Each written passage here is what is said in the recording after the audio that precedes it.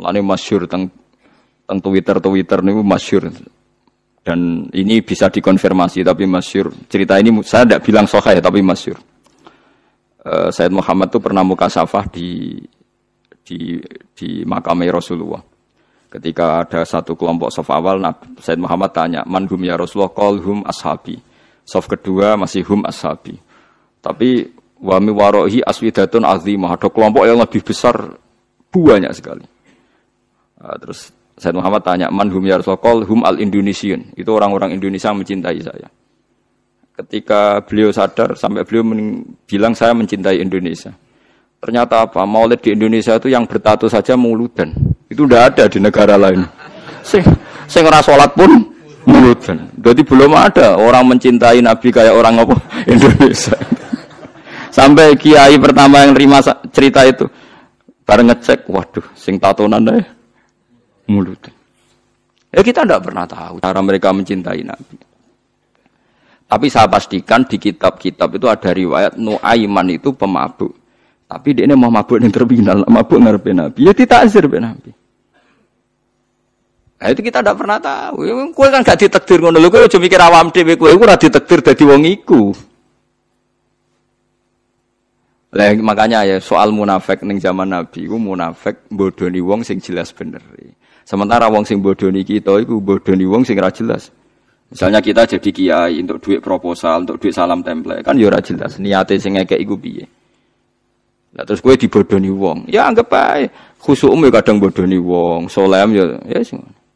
Mulane Ki Hamid Pasuruan tau nangis ngendikan ngeten. Sowan teng Mbah Khalil niku pengasuh Pondok Sidogiri. Itu walhasil Pak Hamid itu sowan Mbah Khalil, kula niku soleh-soleh kula piyambak kok ujug-ujug dadi pangeran. Jadi kamane kan Pak Hamid itu orangnya soleh, khusyuk. Beliau soleh, alim, istiqomah jamaah, istiqomah sholat qobliyah ba'diyah. Tapi setelah terkenal khusyuk kan ya orang sowan, terus ngasih uang, ngasih macam-macam. Beliau sebagai orang ulama betul, ulama benar itu kan kecewa. Kecewanya kok khusyukku jadi duit. Karena Mbah Hamid raruhin, cara kita orang nggak benar kan, wah ini bagus lah kan gitu. Tapi beliau itu nangis. Nangis sowan Mbah Khalil. Mbah Khalil itu masih mbah-mbahnya istri saya kan. Mbah Hamid itu ya mbah saya karena misanane mbah saya. Ndak saya cerita ini supaya sampean tahu bahwa saya pantas dapat cerita ini. Karena Ki Hamid itu misanannya mbah saya, kan orang Lasem beliau. Dalah sing disewani itu mbah-mbahnya istri saya, Mbah Khalil. Jawabe ya iku urusanmu jan, jawabe Mbah Khalil iku urusanmu. Makanya ndak ada ulama kecuali dua sikap sinis sama umat supaya njagani ndak semua kesolehan iku gak dadi duwe. Makanya kayak seperti saya, roh Mbah Dimyati Pandeglang itu tidak kaget, tidak mau nemuin tamu, beliau hanya sholat jamaah ketemu tamu mau liwat tok. Banyak ulama yang sinis itu jangan kira sinis malah buat dalili falyukrim dhaifahu, ilmumu saya amatir. Karena beliau tahu kalau saya terlalu ramah, terlalu terbuka, jangan-jangan semua khusyuk saya dikonversi jadi uang, jadi kehormatan. Padahal saya khusyuk tidak untuk ini, makanya ada ulama model Bahtim yang tertutup. Wah, malah nak teng Bangilan jenenge Misbah nak ana tamu jek ning lawang takok. Ana pokok rene. Nyun barokah jenengan, wis tak barokah nak gak ganggu aku mulai. Jajal. Iya, jajal. Tapi ada ulama juga yang hormat sama tamu. Kata guru kula Mbah Mun hormat tamu, Ki Arwani hormat tamu. Karena perintah Nabi fal yukrim dhaifahu. Tapi yang ndak hormat tamu ya banyak. Ya sampean tinggal ngikuti mana. Nah, kaya kowe ora perlu anut, niatan uta ora ana tamune lah. Oh malah penak kaya sampean lu penak. Niatan uta ora ana napa? Ora ana tamu. Jadi ulama itu banyak. Anda boleh milih, kefiahnya boleh milih. Tapi sing jelas khusyuk nak ditenani tetap dadi dhuwit. Wong terkenal alim sing sowan akeh, terkenal wali sing sowan akeh, iku nak nganti mbok nikmati iku dadi donya. Saleh dadi napa? Ana ada kula kan khusyuk semua. Kula nu misoi ruhin mbek ndongakno. Cara pangeran apik misoi. Perkara nak misoi terus ruhin rapati seneng. Tapi tak misoi terus ya seneng aku wah Gus. Wah cah jablek tenan. Oh cah kok eleke baru. Oh zaman kula kos teng kota gedhe angger sore baturi kula tak usir. Mulai sakit bojo. Mboten arep-arep kula Gus. Ya seteng keriting celek diusir-usir aja teko. Jadi ku sirine kenapa banyak ulama tertutup. Jadi ulama tertutup ya duwe alasan, kok kuwatir semua kesalehannya nanti terkonversi jadi wah, banyak juga ulama yang senang tamu, senang umat piye iki titipane Kanjeng Nabi dihormati. Ya fakulun ala hakin semuanya benar. Kamu tinggal milih yang mana. Cuma saran saya ke milih ndi wae kan wis ra ono tamu. Jadi ke wis bener. Perkara nek salehmu aman ra dadi duwe alhamdulillah. Tapi kadang dadi hasud, lha iku musibah.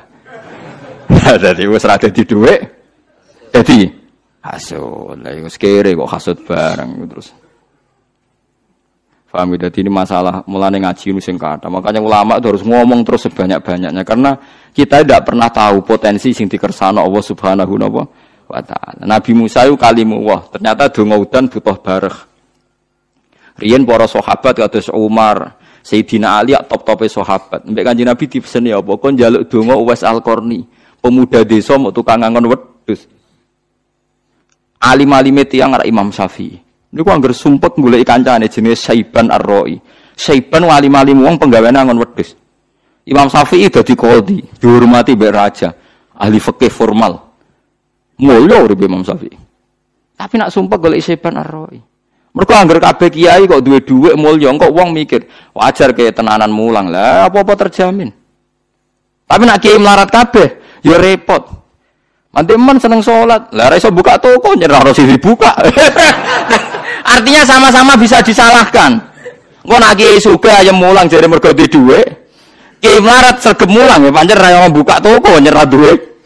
Sama-sama bisa digugat. Makanya Allah bikin nabi macam-macam. Ono sing Nabi Sulaiman sugih blegedu.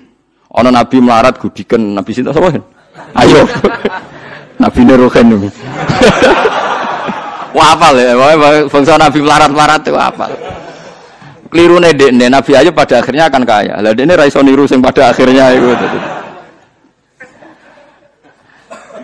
Saiban Ar-Ra'i niku alim-alime tiyang niku Imam Syafi'i ketika tanya jauh sama Saiban Ar-Ra'i itu sampai muridnya itu tersinggung.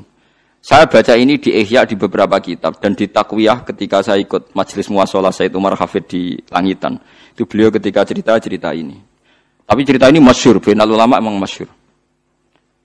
Itu Saiban Ar-Ra'i ditanya. Sampai muridnya Imam Syafi'i tersinggung, misluka tasalu hadzal badi. Alime jenengan kok takok wong bedui. Mergo mengene ngon wedhus, ya wong kumuh. Bareng muridé ngerti dialek Imam Syafi'i, ditakoki Imam Syafi'i, cara kowe wedhusmu wajib zakat ta ora? Padahal wedhuse mung 7 ya. Ala madzhabika am ala madzhabi. Cara mazhabmu ta mazhabku? Ala madzhabika. Ya nek cara mazhabku ya wajib. Aku diri wedhus sithik tak zakate akeh tak zakate. Mergo donya mesti ana subhate. Apa ana subhat ngenteni nak akeh? Iku mazhab fikih amatir. Lho ada zakat ngenteni wedhus 40 apa nak 5 gak subhat. Dagang ada zakate ngenteni nak nisab apa nak sithik gak subhat. Donyane rugen lho sithik lah gak subhate. Padha nak jenenge donya. Lho kita kan lucu kan. Zakat ngenteni sak nisab. Lho apa nak rasa nisab gak ono?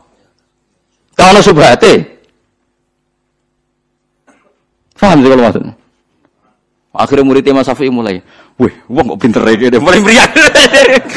Ditake alamat dzabika, alamat dzabi. Ya, nah alamat dzabi semua dunia cek akeh sithik wajib zakat. Nah alamat dzabika yang ngenteni sak nisab. Akhirnya takok apa sampai beberapa hukum. Tiap ditakoki, anggere ditakoki alamat dzabika, alamat dzabi.